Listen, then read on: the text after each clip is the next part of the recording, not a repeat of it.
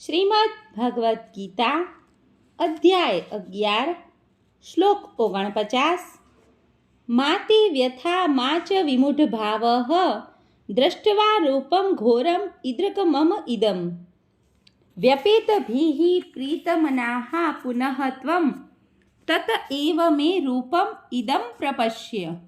અનુવાદ: તું મારા આ ભયાનક રૂપને જોઈને અત્યંત વ્યથિત થયો છે અને મૂંઝાઈ ગયો છે.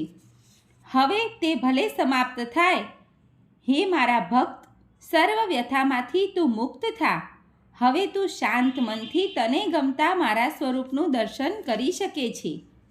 ભાવાર્થ: ભગવદ્ ગીતાની શરૂઆતમાં અર્જુન પોતાના પૂજ્ય પિતામહ ભીષ્મ તથા ગુરુ દ્રોણાચાર્યના વધ કરવા વિશે ચિંતિત હતો, પરંતુ કૃષ્ણએ કહેલું કે તેણે પિતામહને હણવામાં ડરવાની જરૂર નથી.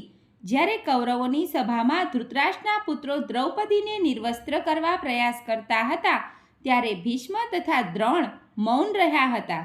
તેથી કર્તવ્યની આવી ઉપેક્ષાને કારણે તેમનો વધ થવો જોઈએ.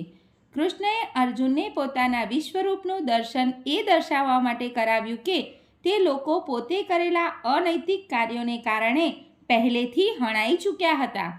તે દ્રશ્ય અર્જુનને બતાવવામાં આવ્યું, કારણ કે ભક્તજનો સદા શાંત હોય છે અને તેઓ આવા ઘોર કર્મ કરી શકતા નથી.